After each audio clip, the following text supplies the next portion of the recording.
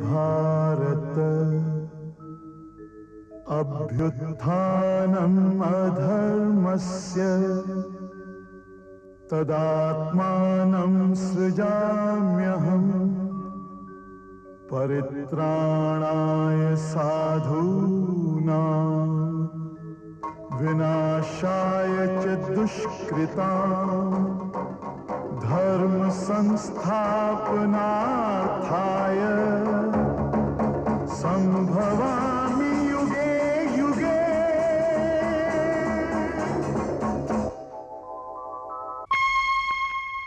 इतिहास अब इस युद्ध के रूप में एक निर्णायक मोड़ पर आ चुका है, और जब इतिहास कोई मोड़ लेना चाहता है तो उसे कोई सैनिक शक्ति वो मोड़ लेने से रोक नहीं सकती। और इतिहास आज गंगा पुत्र को पार करके आगे जाने का निर्णय ले चुका है। कौरव महारथी भी ये जानते हैं और उस रथ की दिशा बदलने के प्रयत्न में लगे हुए हैं जिस पर अर्जुन और शिखंडी के साथ साथ इतिहास भी है, और जिसके सारथी स्वयं वासुदेव कृष्ण हैं, जो गंगा पुत्र भीष्म के रथ की तरफ जाने का मार्ग बना रहा है।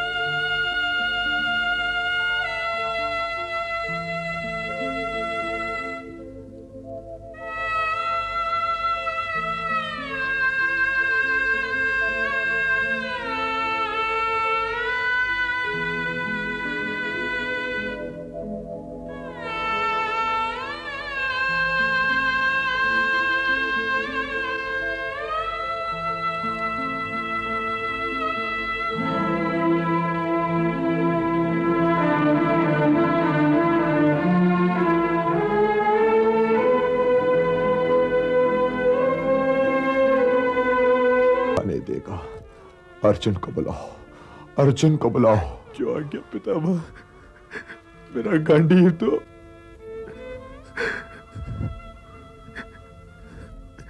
जो आज्ञा पितामह।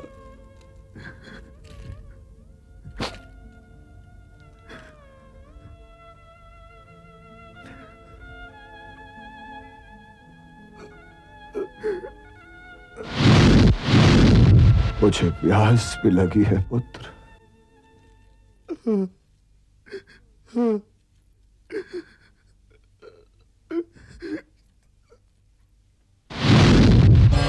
गंगा आशीष दे आकर सुत के पास, आज गिरा हो भूमि पर जो कोई आकाश, जो कोई आकाश।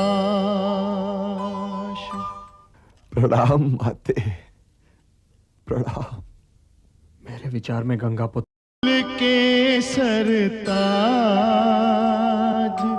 उनको अभिवादन करे सारा वीर समाज, सारा वीर समाज। श्वेत आत्मा श्वेत युग, श्वेत केश यावेश, कहाँ दिखे इस लोक में ऐसा वीर विशेष, ऐसा वीर वीर विशेष, रक्त सना हर तीर है, अश्रु भरा हर नैन, रूंधा रूंधा हर कंठ है, रूंधा रूंधा हर बैन, रूंधा रूंधा हर बैन।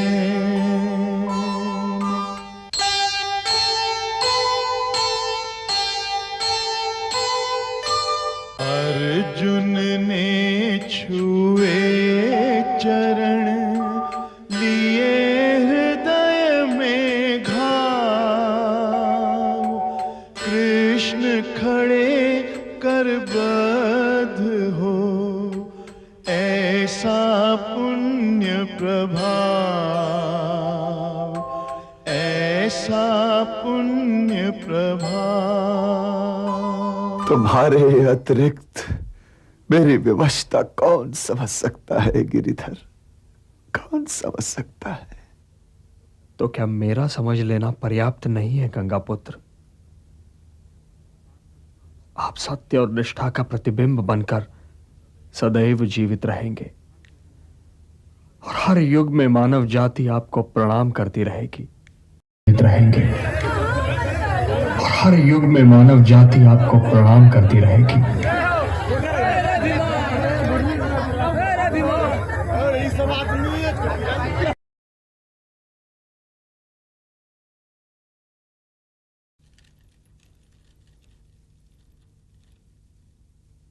पुत्र, अब चलो।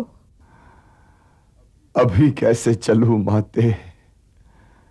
मैंने तो पिताश्री को वचन दिया था कि जब तक हस्तिनापुर को चाहूं ओर से सुरक्षित न देख लूं, प्राण नहीं त्यागूंगा। किंतु पुत्र, ये पीड़ा। मेरा तो जीवन ही पीड़ा की परिभाषा है माते। फिर भी यदि हस्तिनापुर जीवित और सुरक्षित हो जाए तो मैं समझूंगा कि मेरा जीवन सफल हुआ। ये रात बड़ी भयानक है और कुरुक्षेत्र में तीरों की शैया पर लेटे हुए भीष्म के सिवा कोई चैन से नहीं है।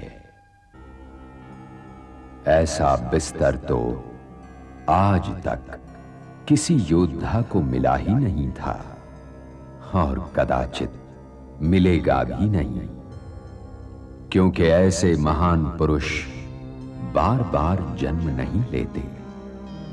हे भारतवर्ष, तू धन्य है कि तेरे सपूतों में भीष्म जैसे महापुरुष का नाम भी आता है। इनकी महानता के सामने तो स्वयं महान शब्द भी छोटा दिखाई देता है।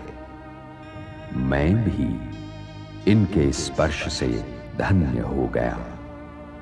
ये तीर नहीं हैं, पदक हैं, सम्मान पदक हैं, और इनकी आती जाती हर सांस विधाता की ओर से दिया हुआ सम्मान पत्र है।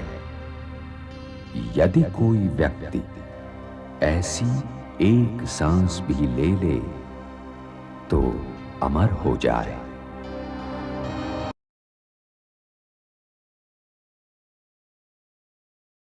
भरत शिरोमणि, ये राधा आपसे अपने सारे किए और अनकिए अपराधों के लिए क्षमा चाहता है और आपको सादर प्रणाम करता है। यशस्वी भव कुंती पुत्र कर्ण, यशस्वी भव।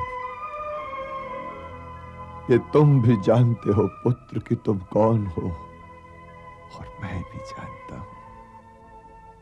यदि आप जानते थे तो फिर आपने मुझे अपने ध्वज तले युद्ध करने का सौभाग्य क्यों नहीं दिया? इसके दो कारण हैं सूर्यपुत्र। पहला तो ये कि तुमने अपनी आंखों पर उपेक्षा की पट्टी बांध रखी है। हे पुत्र, आंखों पर पट्टी बांधकर रणभूमि में किसी शूरवीर को नहीं उतरना चाहिए। दूसरा कारण यह कि इस महायुद्ध में इतने शूरवीर मारे जाएंगे कि भारतवर्ष में शूरवीरों का अकाल पड़ जाएगा। यदि तुम युद्ध में भाग लोगे तो अर्जुन और तुम में से कोई एक ही बचेगा। और मैं ये चाहता था पुत्र कि तुम दोनों ही बचे रहो, क्योंकि तुम दोनों जैसे शूरवीर बार बार जन्म नहीं लेते। तुम भरतवंशी नहीं हो, किंतु मुझे हर वीर अपने ही परिवार का एक व्यक्ति लगता है। हे पुत्र, यदि युद्ध रोक सको तो रोको, किंतु यदि ना रोक पाओ और युद्ध करना ही पड़ जाए तो पांडवों के पक्ष में युद्ध करो। यदि मैं ऐसा करूं पितामह, तो दुर्योधन के नमक के ऋण का क्या होगा? और आप तो वचन का मूल्य जानते हैं, इसलिए दुर्योधन के पक्ष में युद्ध करने के लिए मुझे आज्ञा दीजिए। दुर्योधन के पक्ष में युद्ध करने के लिए आप भी विवश थे और मैं भी विवश हूं। मैं आज्ञा तो नहीं दे सकता पुत्र। शैया पर भीष्म है, करें कर्ण से बात। वीरों का यह धर्म है, रहे धर्म के साथ।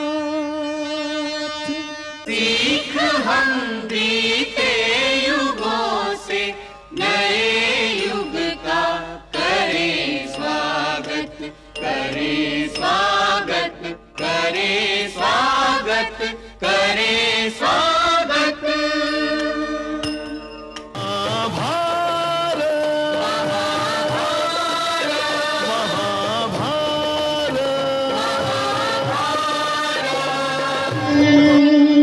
सीख हम बीते युगों से नए युग का करें स्वागत, करें स्वागत, करें स्वागत, करें स्वागत।